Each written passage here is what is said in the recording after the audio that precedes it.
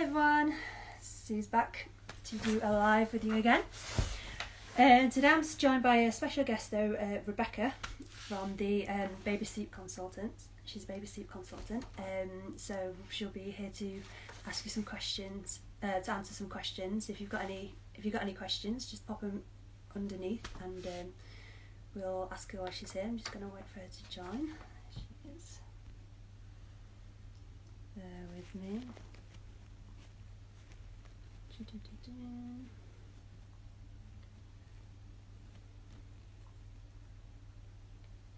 Bear with me, I'm new with this. Hey guys who are joining, nice to see you all. I think Rebecca is...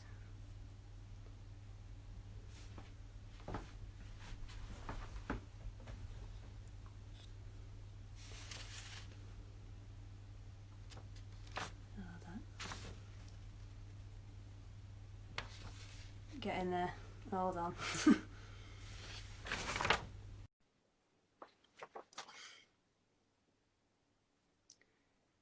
just be coming on. Today. Hi. There we go.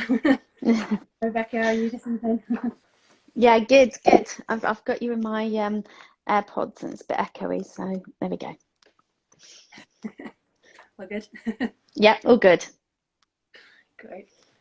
Right, I sat next to a heater, it's boiling in this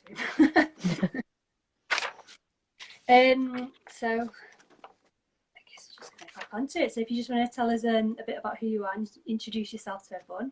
And, Okie dokie.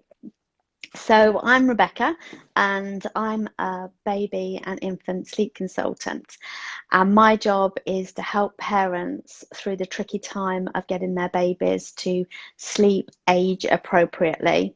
I'm not in the business of getting a 2-week-old baby to sleep through the night, which is impossible. Some people would say it's not, but it is. And that's what I do. I'm there to help and support them all the way through their sleep training process. Great. So obviously, like if you were to kind of, when you go through the process of taking on new clients and stuff, how is it that you do that? Because like you said, you don't obviously just do it when babies are too young because they're not kind of like old enough to be able to do that yet. Yeah, so what firstly happens is they'll contact me, a parent will contact me. Sometimes it's the mum, sometimes it's the dad. We arrange for a free initial consultation because it's really important when you are working with parents that are at their end of their tether. Because they're really vulnerable when they're so sleep deprived, that the fit's right. So I do like to talk to them first, give them real expectations, and I will agree on what is a realistic expectation. So just for example, I've just seen a message from a mum who's got an 8-week-old baby. Yeah. And he's not sleeping at all during the day. So I have to sort of let them know that it's impossible for me to get there, and I wouldn't want an 8-week-old baby to be going through the night, but it's the sleeping during the day. So I can help them to get their baby to be able to be put down, awake, in the crib, cot or whatever, and give them wake times, appropriate sleep times during the day, and just help them to get their babies to self-settle. So we talk about what's appropriate, what I can do, realistic expectations. And then I send out an initial consultation form, they fill it in, I write a tailored sleep plan specifically for their child, for their family. And that also means things like, I look at the baby's temperament, I look at the parent's parenting style. So it's really important that the settling techniques that I'm asking the parents to do, they're happy with and comfortable, because there's no point in me saying, oh, I want you to do X technique, and the parents are on board. It will never ever work. They need to be fully on board. So then they get the plan, we agree that everything's okay, I answer any questions or any concerns, and then we pick a day where it's a good time for them to start. If I don't have 2 other babies starting on that night, then that's absolutely fine. And we work together until we've got the baby sorted.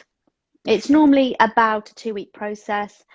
It can be quicker than that. It can be sort of 3 or 4 days, but it's about a 2 week process for us to get day and night sorted. Yeah, because we found with our own children, even from going from kind of like the crib Moses basket style to going into a cot, they do kind of adapt quite quickly within a few days. So I guess you Yeah. found well.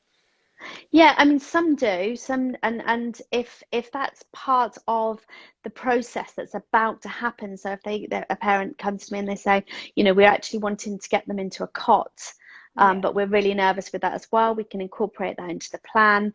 If a mum says, I'm done with breastfeeding, but that's the only way that they'll sleep, breastfed to sleep, we can work with that as well. Or a mum might say, I'm breastfeeding more or less 24 hours a day and I want to carry on breastfeeding, but I only want to do not feeding to sleep. No, I don't want to be their dummy. I actually want to be feeding my baby. So we work together to sort all that out. How do you, because that's actually one of the questions here, how do you get out the kind of, would you suggest get out the kind of feed to get them to sleep cycle? Because I know a lot of mums fall into that trap. Yeah, definitely. I'll always say, and it horrifies some mums because they're doing their best to try and get their babies to sleep, and I'll say, if they've fallen asleep feeding, then wake them up. Just gently tickle their feet or make them aware of where they're going down in their cot or their crib or their bed or wherever. Because it's I liken it to, if say you're breastfeeding your baby, so your baby is in your arms, they're breastfeeding, they're asleep. Okay, so they're comfortable there. They wake up then and they aren't in your arms. They're not being breastfed. The nipple isn't there for them to get comfort from, and they're in a strange place because that wasn't where they were. It's like us falling asleep in bed and waking up on the sofa or on the kitchen floor. It'd be like, what's happened? You wouldn't naturally then go into your next sleep cycle because you'd be thinking, well, where am I? What happened? And that's exactly what happens with babies. If they fall asleep as they're feeding, when they wake up, they're, where am I? What's happened? And instead of going into a next sleep cycle, because they know where they are, they will wake up and they won't want that breast back or that bottle back or that dummy back or that cuddle. So yeah, that analogy makes a lot of sense actually. So it'd be almost like a bad drunken night, isn't it, when you wake up? Yeah, you don't know quite where you are. Not that we'd know anything about that, would we, Suze? No. Going back to these, so I know there's a bit of a stigma with this. So it's almost like when you talk to other parents, people are, parents can be quite proud when they say, "Oh, my baby sleeps through the night at quite a young age," and obviously. How common is it for you to have, how common is it for there to be issues with babies in terms of a lot of babies don't sleep through the night from an early age? So yeah, it's about 40% of babies and infants don't sleep age appropriately. They either need to be rocked to sleep or fed to sleep, or parent as an older child, a 3 or 4 year old, having to have their parent by their side to hold their hand while they go to sleep. It's about 40%. So it's far more common. And it's one of those things that people just don't talk about. And that's why the Honest Mum, Lauren, has been such an inspiration for so many mums, because she documented all that. She took everybody on her journey of how horrific it was. The time I started working with Teddy, I think it was about 12, 13 months. I can't remember now. But she documented that right from the beginning. And that was just so refreshing to hear a mum being not necessarily Instagram ready. They weren't oh, my lovely baby is in this Moses basket. Oh, here we are, me and my husband. We've got a lovely glass of wine and we eat a dinner every day together. Lauren changed that for a lot of mums, so that was good. Definitely. I mean, that was one of the reasons we wanted to partner up with them. For you guys who don't know, Lauren is from The Honest Mum, who's doing our Instagram takeover right now. She obviously, it is, like you said, it's really refreshing to get a mum who's totally honest like that, who kind of admits it's not perfect, because it isn't. I think anybody who goes into motherhood thinking that it's all going to be, a smooth ride are going to It's not, and I think the stigma of sleep training is just so harmful. Lots of people that contact me say, do you just let babies cry it out? I don't personally practice that. Some Yeah, consultants do, and it's a really effective technique. Apparently, I've never tried it. But there's just this massive stigma that you're damaging your baby. And it's yeah, totally the opposite, because sleep deprivation that you're feeling as an adult, your child or your baby is also feeling that, and it interferes with their neurological processing, their knowledge consolidation, and their immune system, because all those things are happening while the baby is asleep. And if they're not getting consolidated sleep, then actually it's more harmful to the child for them not to get the sleep than a few days of sleep training. And there are some very, very gentle techniques. We don't leave babies to cry for hours and hours on end, and it will be appropriate. So I will say to, say, a mum of a 6-month-old baby, you try yeah, the technique for 30 minutes, and then I will give them a backup plan. So if that doesn't work, we will try this. And if they're older, say 12 months or older, then we'll be trying it for an hour. If they're under sort of 6 months, we'll go for maybe 20 minutes. So it's not what people think it is, just leaving babies to cry. yeah. So let's have a look at some of these other questions then. So going on to kind of things that help. So with our own little one, with our first, he used to love white noise, and we used to play white noise a lot with him when he was born. With our second one, we did, but we kind of left it a bit later on. So it still helped him, but it didn't seem as effective. But as we know, like, all babies are different. Mm. So like your opinion on white noise, and is there kind of an age where you should introduce it? I like white noise from the minute they're born. Um, Purely because it recreates the sound of the womb. Yeah, A baby goes from being in a noisy environment, a moving environment, a very tight environment, to being flat on their back. And we know that's very important. The back to back sleep campaign from SIDS. yeah, Um, and it's very alien to them, so having that white noise is so comforting. And I know, I've worked with parents and that they've got babies in the room, and they're like, we just will never be able to sleep with that. We've tested it out. And I had to say, could you please try it? And then they're like, that's the best night's sleep we've ever had. And lots of I know I work with Marpac, because I love their product, yeah. and they have machines that are more suitable to adults, and Okay. it helps adults sleep. So it's not harmful. They've been tested, and it just does recreate that nice, calm environment. And another thing it does, especially if they've got older siblings, or you live in a flat, or there can be noise. So babies are very noise sensitive. That Yeah, just masks all that. It just gives them that sort of boring sort of background noise that they don't focus on, if you move a chair downstairs, or if their siblings are running round. So yeah, yeah. I'm a big fan of white noise. I guess that leads on as well. Like we were always told, like by the midwives and stuff, that obviously, kind of when they're first born, they don't have the circadian rhythm going and stuff, and you almost have to teach them that as newborns. And part of that is when you put them to sleep at night, it's all quiet. But when you have them at naps, everyone just kind of makes normal noise. You do your normal things like hoovering and stuff. I guess it's kind of connects to that as well, doesn't it? It's just it kind of settles them in a way as well. The fact that there's a lot of hustle and bustle and busyness going around with the noise. Yeah, and I mean, I always recommend white noise for naps as well, just because it does sort of help with that background, but it's also that comfort that they're Yeah, getting.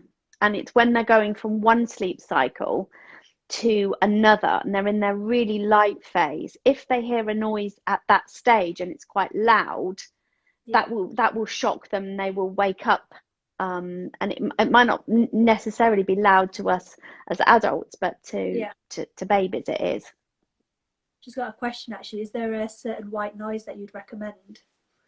um the one that I mean, I really like purpose white noise machines. Lots of my parents use Alexa or something like that, or iPads. I like the white noise Yeah. machines because they've been tested, so you don't have to worry as a parent about the sound level, how high you've got it. You know, even if you have it on maximum, it's been tested to keep the baby's hearing safe, not to damage the hearing. So, Yeah. and so I always get my mums, if they say they're using white noise, I always get my mums to send me a recording, because white noise means different things to different people. And I had Yeah. one recently and I could hear, it was sort of like white noise, but there was bird sound as well. And the Okay. bird sound within the white noise actually was, it can be quite stimulating to babies. So there's one on YouTube called White Noise Blank Screen. Okay. And if you play that, that's a really appropriate one. That's really good. But again, if you can, I know the white noise machines sort of vary from about 19.99 up to about 30-40 pounds, but it's the best investment you will make. Yeah, definitely sounds it. I've actually got another question here. If we are using white noise, does it make monitoring our baby more of a challenge? No, no, because you'll have the monitor on, and it it's strange because sometimes I get, that's part of my job, to, and I'll ask parents, if I can hear crying, if they're hearing their baby cry, and I'll say, send me a recording of it, and I'll say to them, have you got the white noise on? Because I can't hear it. And it's No. really weird. You can still hear it. And they'll say, yeah, the white noise is on. It's fine. And we can still hear the baby. And if your baby needs you, you will hear it above the white noise, without a doubt. With going back to actually with our actual baby monitor, it plays nursery rhymes and stuff, and obviously there's no confusion there because some people might think general noise like that is classed as white noise, but obviously that is totally No. separate. You talk Yeah. white noise, like to me, it's almost the television static that you used to Yeah. get. Yeah. Yeah, I mean, and that that is the perfect explanation of it being static on TV, and that if it was just a blank screen, don't have that anymore, do we? But if you look at the one on YouTube, it's called White Noise Blank Screen. So that's what it used to be like when the telly went off at.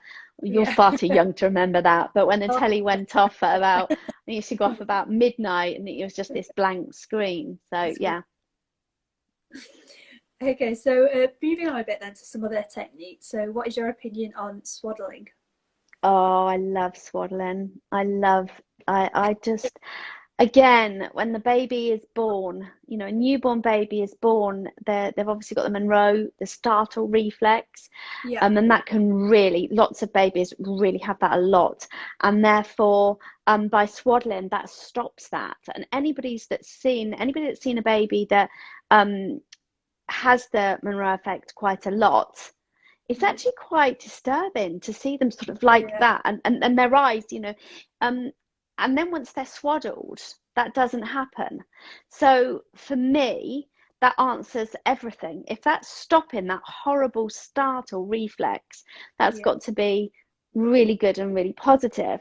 Having said that, it is really important that you are swaddling the baby correctly. The swaddle shouldn't be loose, they should be firm but not tight around the chest. But really, really importantly is that the baby in the swaddle can adopt the fish legs, I nearly said, sorry, frog's leg position, yeah, because otherwise they can get hip dysplasia. yeah, And that's why I know my health authority don't recommend, the health visitors don't recommend swaddling, but the hospital where the babies are born, they swaddle them. So yeah, the babies are perfect and happy in hospital. You come yeah, home, they haven't taught you how to swaddle, so you can't swaddle. Your health visitor's saying don't swaddle because it's dangerous. But there's lots of research, and there was a piece of research, and I think it came out in 2019 from the American Association of Pediatrics, and they tested if there was any risk of SIDS with swaddling, or yeah, if it reduced the risk of SIDS. And they couldn't find anything to say it reduced that, but they did say that it was okay, it was safe if yeah, done correctly. So they're the most important things. I think on my I'm not sure if on my Instagram I've got a demonstration of me doing a swaddle, but if not, I will put that on there so you can Yeah. see. There's some swaddles. There's also a link on there for some swaddles, pre-made ones that Yeah. have been proven by, I think it was Which, to be quite dangerous. So have a look on my Instagram and that will show you the ones that have come out to be not great. Yeah. Yeah, because I remember from, I mean, obviously going back to the swaddle, that's one of the reasons with our Nini swaddle, we made sure it had the big hips because we know about the hip displacement. I remember when we were in hospital with our firstborn, we actually asked our midwife, can you swaddle? She goes, we're meant to tell you not to swaddle because there has been like overheating of babies.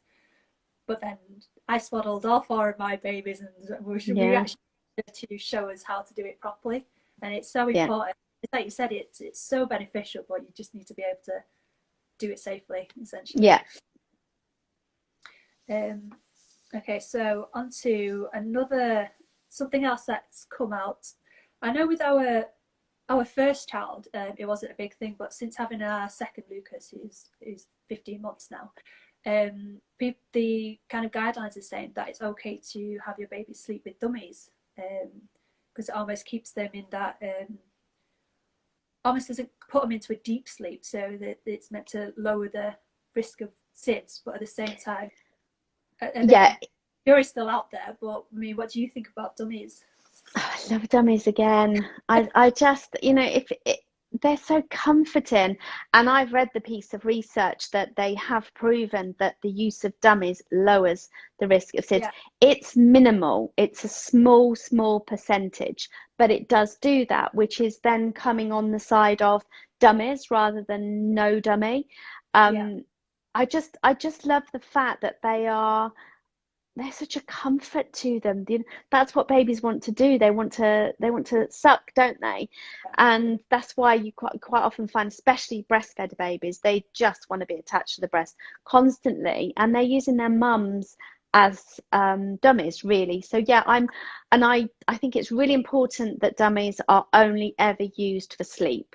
So especially as they get older, dummy goes in the cot, and that's where the dummy is. It does encourage sleep. It does encourage them to want to go into the bed because they get the dummy. Obviously, the jury's out a little bit on when they're older and they've got teeth. All four of mine had their dummies probably at night time till they went to school, till they wanted to get rid of them. yeah, None of them had, well, they all had teeth problems because they all had too many teeth, but they didn't have buck teeth. My friend's daughter, who she was absolutely adamant, no dummies, sucked her thumb, and she had problems because you cannot take a thumb away, whereas you can take yeah. a dummy away. Do you ever find though, that you have babies that are waking in the night though because the dummies are falling out?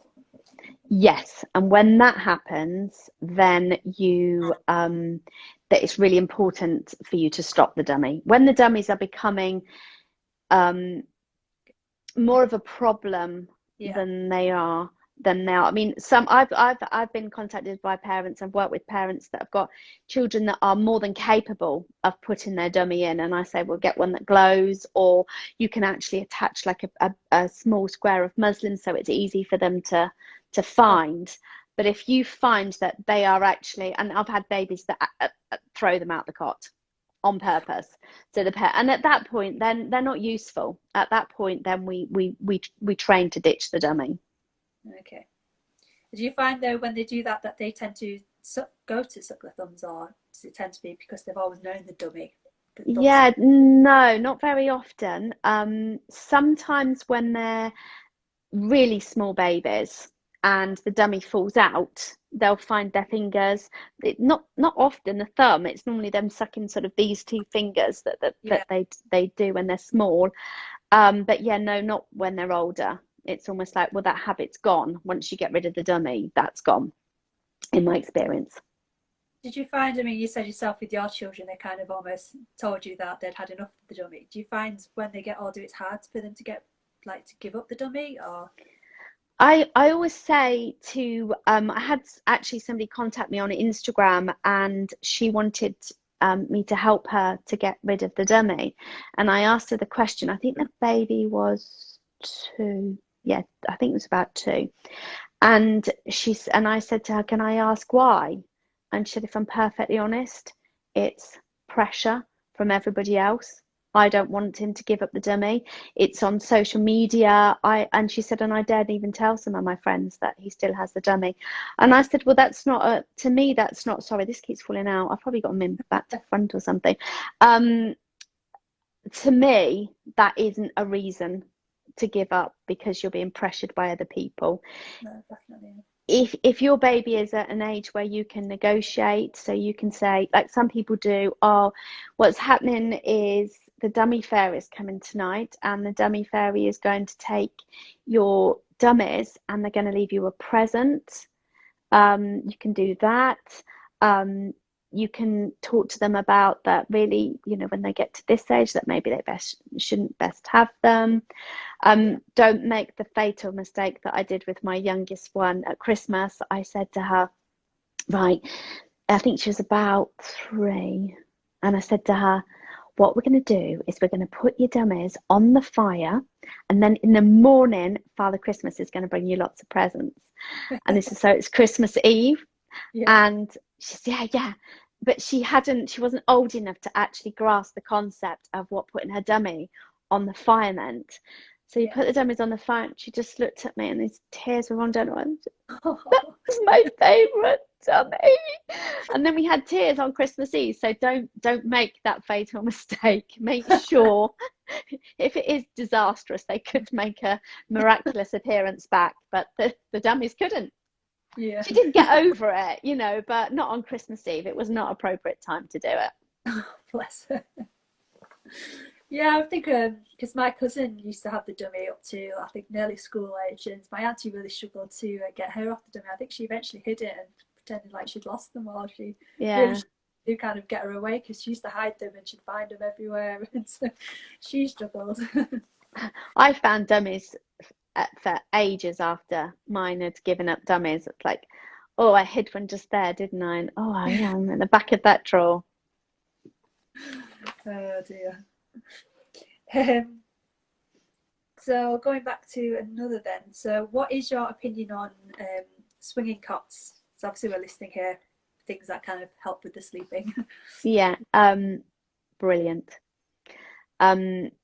Purely from the point of view, especially for new babies, and I've seen your cot, and I'll put my hand up and say that we've had technical delivery issues this week, haven't we? That I was supposed to have got the cot yesterday so that I could have a good look at it and give my 100% opinion. So my opinion is based on seeing the cot, seeing it on The Honest Mum, the clips that you've sent me, and I just think that movement for a brand new baby is perfect. Again, they're coming out of the womb, and I know that we're going to talk about the 4th trimester in a minute. They're coming out of the womb. There've been, again, noise, movement, even just that when we're changing positions in bed, it's very rare we are still for an hour or so, completely still. So that's, newborn babies aren't used to being still, so being able to have that rocking sensation is amazing. And I remember my eldest child, the only way he would sleep during the day was in a swing that I had to wind up, and then I would put the Hoover on a piece of carpet next to the swing, and that was the only way he would sleep during the day. And he's nearly 27 now, so things have moved on, and I've done my training, so I know that I don't need to do that. But the fact that that movement was in an upright position, and his head could have fallen forward, it's not appropriate at that age to leave them in a swing to sleep. So the fact that in a cot they're laying flat and they can swing is really, really good. Yeah, I love movement. Yeah, because there's always been the kind of rocking stands and stuff, isn't there? Yeah. Just always been there, really, yeah. So I guess that goes on to the next question, as to kind of what was your first impression of the Nini Pod? I love it. I like I say, I haven't seen it in the flesh, but Yeah, everything about it, I love the fact that it's got the mesh sides. We were talking before about other products that even though they're breathable, when the sides are filled in, even though they're breathable, there is research now to say that if the baby's head is facing towards, I've got to demonstrate, I can't do it without my hands and my face. If the baby is towards the edge of whatever it is, yeah, they can, yes, it's breathable. However, they're breathing out carbon dioxide, and not yeah, all of that is getting absorbed into the material. And then they're breathing carbon dioxide back in again, which obviously is not good. So when I saw the Nini Pod, it was like fantastic. It's got mesh sides, both sides from a safety point of view. I asked you about the mattress, yeah, what that was like, and that was brilliant because we talked when we had our meeting this week about quite often reflux babies need yeah, to be put on their tummy, which is obviously completely against the back to back sleep. But they need to be put on their tummy because that's the only way they can get comfort to sleep. And the yeah. fact your mattress has got, I can't remember the details of it. So can you just explain that? Because I love the idea about the breath disbursement. So Yeah, so our mattress is made from it's a pattern pending mattress. So the top layer is made from it's called a Nini Spacer fabric. So essentially, it works as it almost like has a top layer with loads of little holes, and then um, it's hard to explain.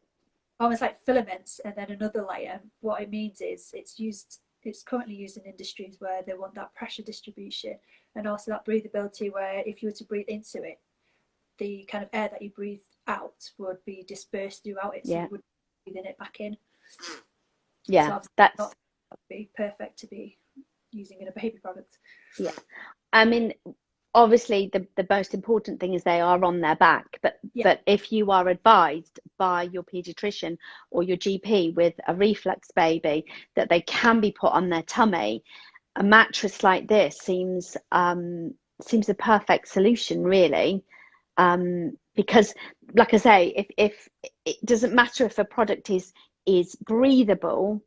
yeah, So if the baby's, and by that it's meant if a baby's face is squashed up like this, they can still get air in, but yeah, it does mean that the breath out isn't really dispersing, which in your mattress it is, which is brilliant. And I liked the fact that it can lock off. I like the fact that the swaddle lets them have the frog's legs stance, yeah, and the fact that when you're rocking a lot of these products, a lot of the cots or whatever, the baby can move too much. Whereas they're sort of almost like, it sounds horrible, doesn't it? But taped down. yeah, But that's actually what babies want. As parents and as adults, we're like, oh, it'd be horrible to be strapped down.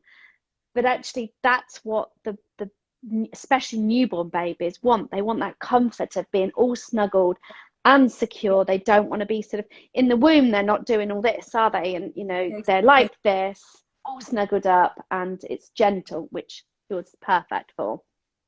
Yeah. I mean, obviously, with our going back to our mattress as well, because ours goes to 9 months. It's at 9 months you're not going to be able to keep them flat on the back, so I guess it helps with that as well because they're going to be. I know our kids are being rolling around before 9 months already, so it's that peace of mind, I guess, isn't it, for parents at that age? Yeah. Children as well. And from the swaddle, just going back to the swaddle point of view as well, um, the very first time a baby turns over, managed to turn over, it is Yeah, super important that you stop swaddling. They yeah, might turn over 1 week and it might be 3 weeks before they do it again, but you just never know. And in the night they could turn over, which with your swaddle, they can't because they're they're taped locked on. down. Yeah, Yeah, strapped in.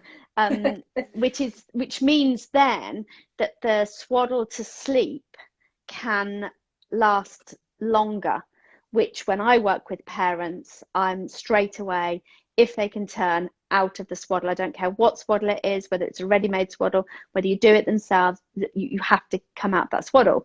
Whereas yours, you're not going to have that issue because they're not going to get stuck with hands down or hands up here, and doing that. And the fact that they can, am I right in thinking yours zips off one side or the other, so they can be arms out as they get older?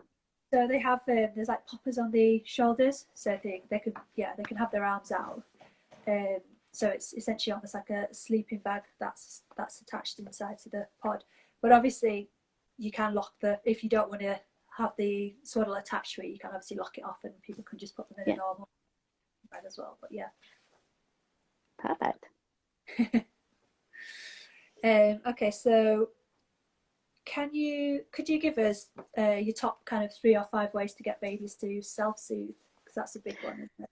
Yeah, to self-soothe, it's a teaching process, and it's quite difficult to give, because obviously it's age difference. So as they get older, the techniques change. The most important thing is always make sure your baby or child is going down awake, drowsy but awake. So even if they're falling asleep on the bottle or the breast or wherever, that they know where they are, when they're being put down. So that's my very top tip. The second one is consistency. So always make sure what you're doing is, as I speak ago, I quite often get, oh, I'm a really flexible parent, where we really go with the flow. Babies aren't really go with the flow. They really do like routine, and they like what they like, and they like what they know. So if you are being consistent every time you put them down, that is exactly what they like. So awake, drowsy, consistency, and teaching them as early as you can, really, to fall asleep independently is really good. With newborn babies, the swaddle, the white noise, and putting them down again with movement or patting is really, really good to teach them to do that. And it can take quite a while. With older babies, sometimes you just have to sit with them, and until they fall asleep, and then you gradually move out of the room. And some babies, that really, really irritates. So just you being in the room and you not picking them up really irritates them, and then you have to look at other techniques as well. Yeah, that's definitely ours. It's quite funny actually, because so I put Lucas, our little one, to bed at night, but he won't let me put him to bed for his nap. It has to be our husband Kev that puts him down for his nap. It's really? Yeah, he screams when I try putting him down. He won't go to sleep. And I think we can fix that. We can fix that. Yeah. That's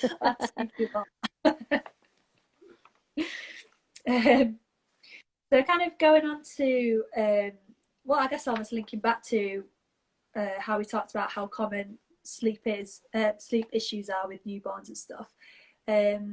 You kind of get that stigma as well, that parent, it's part of becoming a parent, you just have to tough it out, which is true, like for the first few weeks before I can do anything. But obviously as it evolves and you get parents that are so sleep deprived, and like obviously we as parents need to look after ourselves as well, because we can't look after our kids, to the best that we can if we're falling apart ourselves. So how important do you kind of, when you go and see a family and help them out, do you have that notion of obviously that the parents, and especially obviously the mother, has to like the self-care involved with her as well? Yeah, I think a lot of the time parents don't ask the help, don't seek help, because their first port of call is the health visitor, who quite often, in my experience, not all of them, but quite often, are telling them that they, that's part of parenting. So you come away and everything you're hearing, oh, my baby sleeps through the night, my baby does this, my baby does that, makes you feel inadequate as a parent. And therefore you don't feel you deserve that self-care. You don't feel you deserve that rest time and that nap time for yourself. So it's really important for you to function as a good parent, that you are self-caring. And I think almost like the minute, and I know from my experience, the minute I did that pregnancy test and I think this is quite a lot of females' thoughts are, you do that pregnancy test and all thoughts of you then go out the window. So you're like, Yeah. am I taking the folic acid? Obviously I'm stopping drinking. People that smoke, I'm stopping smoking. I need to eat this, I need to do this, I better not run here, I better not stretch here. And then that just goes on, that then you then take the back seat. But sometimes as a parent, and even dads as well, need to take that front seat for you to be the best carer you can be for your child. Yeah, definitely. You almost get that parent guilt, don't you? If you Yeah, even think you have 5 minutes to yourself, like you just feel guilty leaving yeah. leaving No, me. it's super important. Yeah, definitely. So then we'll go back to we touched on it before about the significance of the fourth trimester. Yeah. So I mean, it's been heard of more and more now, still not as popular, I guess, as you'd say. But if you wanna, I know you've got strong thoughts on the fourth trimester. So you wanna? Yeah, I mean, it is, as part of my training and as part of the research I did, it is that they're sort of coming to the conclusion now that human babies should actually be inside us for a fourth trimester. The reason why that doesn't happen, and the reason why they're born, if you like, too soon, is because it would we wouldn't be able to get them out because of the way the size of the baby's heads have evolved over years. There's just no way that we would be able to safely get them out. So this is why they are born at 9 months, but actually they really need to be in for longer. So they say for that fourth trimester, you should treat your newborn like they are in the womb. So make sure they're snuggled in a swaddle, the white noise and the movement, because you need to just try your hardest as a parent to recreate that fourth trimester outside the womb. Okay, that's really interesting to know, actually. Yeah, because obviously, I guess that goes back to as well how you said you can't sleep train newborn babies and stuff because in the womb they're not going to have anything like that as well. No, because their circadian rhythm, their internal body clock doesn't really kick in until they're 12 to 14 weeks. Some is a little bit sooner. The way we can promote that is make sure that they sleep in the dark for naps and overnight sleep. That produces melatonin. It resets it starts to set their body clock. And when they're awake, expose them to as much natural daylight as you can. Even if it's, raining and you put them by a window to play or something like that, as much daylight as you possibly can, that really helps to set that rhythm. So, because we were taught to kind of do that from the get-go, is that what you recommend as well then? Yeah. Okay. Okay, so I've got a few questions here as well from when we asked if anybody had any questions. One from Jenny, she's asked, my small baby only sleeps on me. She's 6 weeks old. Is this a phase or when can I start sleep training? You can start sleep training now, basically, because you're not sleep training them per se. So, I can't say to you, right, your 6-week-old baby should be sleeping from this and this. We go on awake windows at that age rather than so appropriate wake windows and sleep time. But now is the important time to get them to settle in their cots and get some techniques in place so that they're settling in their cots, because that becomes even more ingrained as they get older, and then they will need to have you on you to sleep as soon as possible. Do you find yourself off the back of that that there's quite a big difference between breastfed babies and bottle fed babies when it comes to that kind of need to be, like, do you find with breastfed mothers their babies tend to want to sleep on them more, or is it not actually much difference? No, there isn't much difference, because I think there's a natural position to hold your baby sort of quite near your breast with the bottle like this. So they're getting just as much attachment to you, apart from the mouth, as they would if they were breastfed. So I find it is exactly the same breastfed or bottle fed. The only thing is, if they are breastfed and they're 6 weeks old, will be like, they can only really go 3 hours maximum without being fed. A bottle fed baby, because it takes less time, formula takes more time to digest in their tummy, we can get 4 hours out of them, and that's just the difference, really. Is that something you have to take into account then when you're kind of when you're trying to help? Yeah, absolutely. Yeah. And then another question from Millie.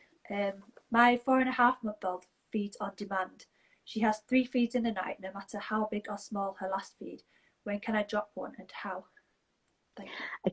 Again, it's quite an in-depth question, because at 4.5 months, I would say she should be able to only be having 2 feeds. It depends where the feeds are. It depends where the dream feed is. I always introduce a dream feed at that age to help get them through the night.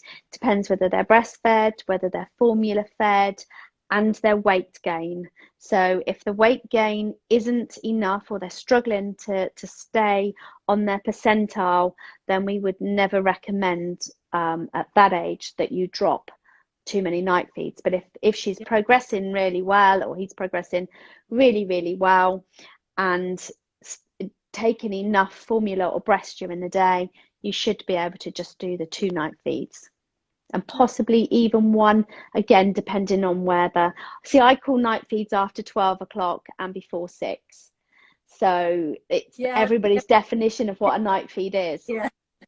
It's just that when you say that your baby sleeps through the night, what is sleeping through the night? Exactly. Exactly.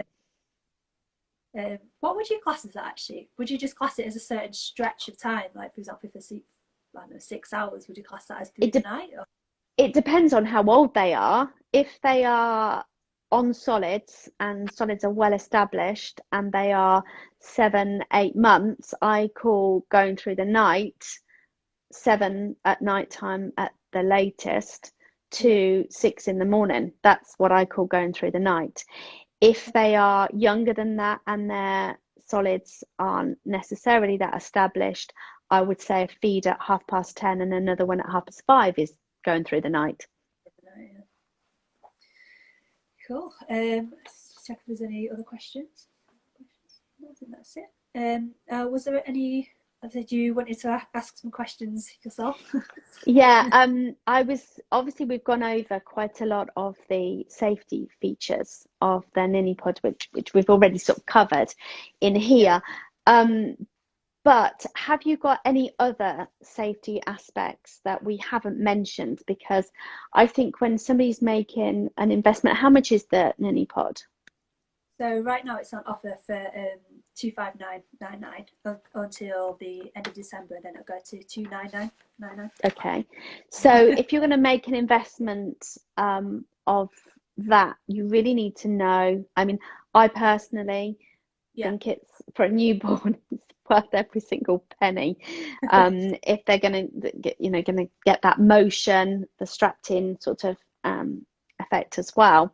But all the safety features that you looked at, because I know you and Kev were really hot on making sure that you were promoting a product that was very safe. Yeah, definitely.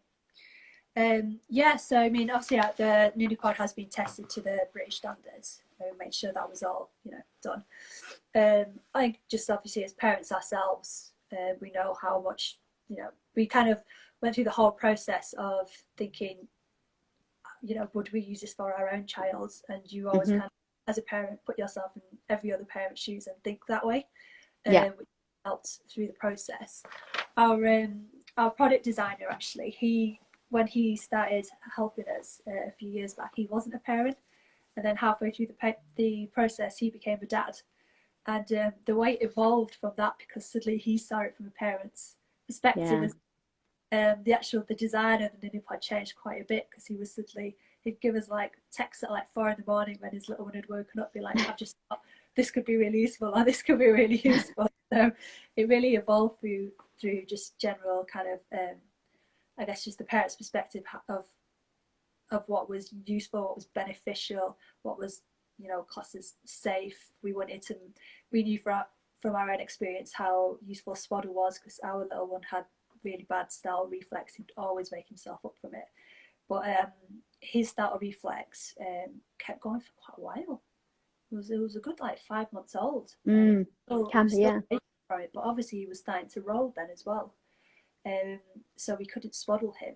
So we spent a lot of time, like, we actually ended up getting these it was almost like, it was called a peanut or something. And it was almost like a sleeping bag without any arms to try and kind of like essentially swaddle him, because it was too strong to deal with the kind of wrapping swaddle. But as soon as he started rolling, obviously we couldn't use anything, and he just ended up waking through the night quite a bit. So it's hideous, isn't it? Yeah, so we wanted to make sure that ours had that swaddle, but an option for kind of like if you had older babies, which obviously is like we've talked about, it does attach for not only that reason, but when you're swinging so it doesn't move. Because we found with our first as well, we had a Moses basket which had the rocking thing, and he used to slide a little bit from side to side. No matter like how gently. You will go to sleep. I know. Like, you know, we didn't buy this for a ride for it. It was meant to be honest. Like, yeah. Side. So that was another like big thing as to why we attached the swaddle. You know, it's just peace of mind for us. And obviously, if we know he's there sleeping safely, we'll sleep better as well as soon as he's asleep. Because otherwise, possibly like, is he safe? Is he all right? And you get drilled into you as a new parent as well, all about SIDS and you know, how to obviously prevent it. It's, no matter who you are, it's always, I know it's always on the back of our minds as new parents, as parents to be, you know, the best ways to kind of prevent that. So anything that helped promote sleep, as well as I guess promoted sleep with us as well, because we felt that they were safe and they were secure, and was what we aimed for essentially. Yeah.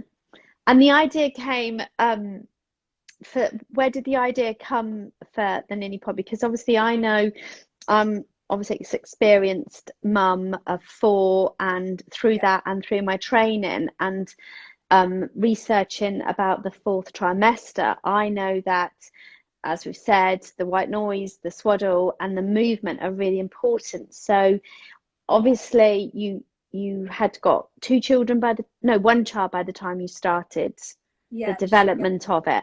What gave you the idea though to just start to do a swinging cot? So Kev's heritage is Indian, and his parents actually had a traditional Indian cot, which was literally just an A-frame with, it was almost like a hammock, if you will, that swung. And our little one, Kaylin, was going through colic at the time. And it was just, we couldn't get him to sleep. He would have like these half-hour spats of just screaming. And I'm sure you've met parents who had to with that, and it's like how it's just almost tears at your soul a little bit having to deal with a newborn like that, because you're just so lost with it.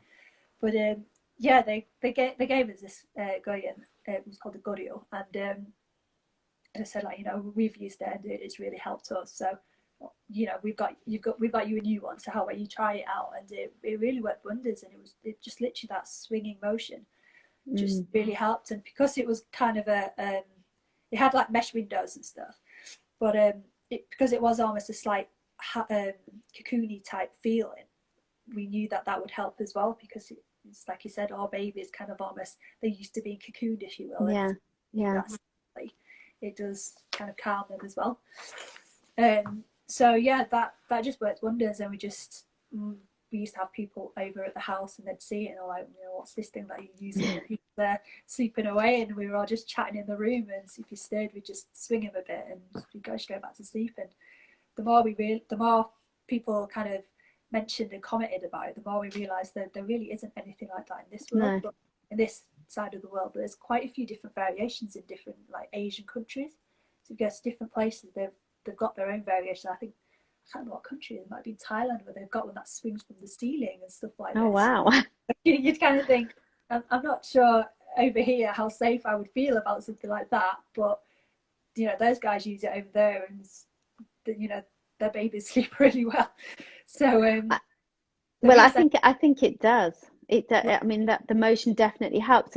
And one of the things that I think you're probably going to get asked a lot about is that will they become dependent on that motion to sleep? Yeah. My experience is yes, for that fourth trimester when they should be having motion and help. And then as parents, you wean them off it a little bit, and it can lock off as well, can't it? Yeah. So you can stop that big swing once they're through their fourth trimester, and then just gentle movements. It is something that they can be weaned off, but something that you wouldn't really want to do until they're in their sort of got over that fourth trimester. Yeah, exactly. I mean, I actually recently wrote a blog about this on our website, and I kind of saw it the same as you. To me, it was just like, you can't. They're already used to movement, being in the womb, so it's not like you're introducing them to something different. You're basically carrying on to what they're used to. So it's not like you're introducing to something different and then you've got to wean them off that. You're essentially just carrying what they're used to, and you're going to have to wean them off it eventually anyway. But I just think Lauren, the honest mum, she's just put, we only rock Lily if she wakes up, if she stirs, we see if she can send herself back off. So yeah, that's a sleep trained mum. She knows exactly what to do. And that's right, isn't it? You know, it's only when they really need that help. And like I saw her post earlier where Lily was having a scream fest. And she didn't, and lots of babies get like this. They don't want to be held. It's uncomfortable for them to be held, especially if they have got colic or reflux, but they still want that motion. And I watched the video that Lauren did, and I just thought, oh, that's amazing. Yeah, I mean, it was so good to see, obviously, it working so well for her, and hopefully it does help a lot of other parents in the same situation. Yeah, exactly. Yeah, I mean, yeah, like I said, that is why we essentially did the Nini Pod, because the original Indian one works so well for us. Our second one actually slept in the prototype of the Nini Pod, and again, like, he loved the movement, and because obviously his version had the 9-month extension, and we locked it off, and he still had a bit of the, because when you lock the pod off, it doesn't go totally stable. It still has a bit of movement to it. It's not going to be able to fully swing. And he sleeps fine in a cot now. So he went from 9 months into a cot, and it took a few days. It wasn't like a magic thing that I just suddenly was fine. But yeah, he was fine. That kind of transition period, I think, of having those few months with it locked off, but having that little bit of movement really helps us kind of a smooth transition into a cot. So I guess, yeah, proving point really that you can wean them off it, and it's not like you can. It's not like they use this kind of cot in India. They've used it for literally like thousands of years, and it's not like you've got a bunch of adults in India that are still that have to be in a hammock to go to sleep every night. Yeah, exactly. Did you see, was there any other comments there? I couldn't. The last one I could see was from Lauren, so no, I can't see. But if there are any more people, if people don't watch this live, I know that you said, Suze, that you're going to put my email address on there and my Instagram details. So if anybody has got questions, I'm happy to answer as many questions as I can. The one thing I will say is, from my insurance as a sleep consultant, I can't get into too much detail, but I will always be happy to answer, quick question or a few questions on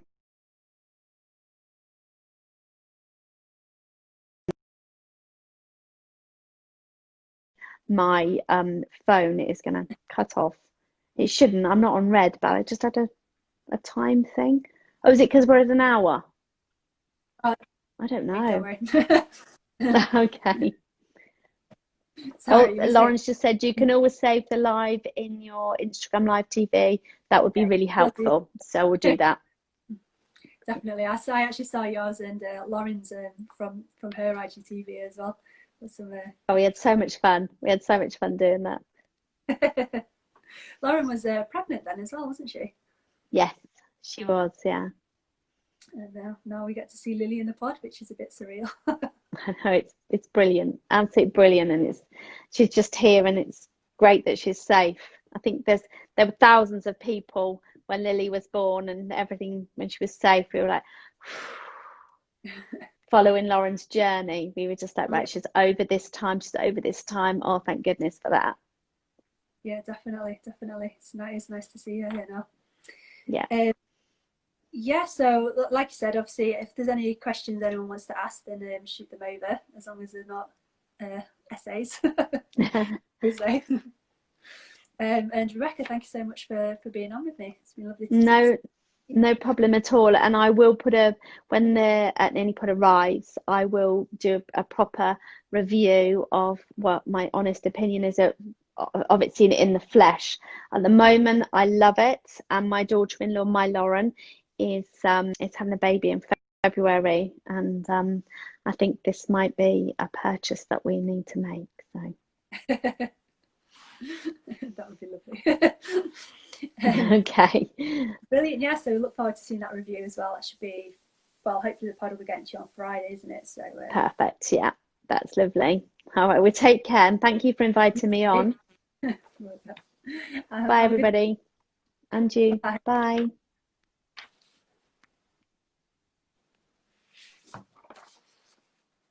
Okay, guys, so yeah, that was Rebecca. I hope you all enjoyed it. Any questions as well, you can contact. I'll leave the comments, so I'll leave the details in the comments below. And you can contact her with any questions that you have, but like she said, no essays, please. And hopefully tune in next time.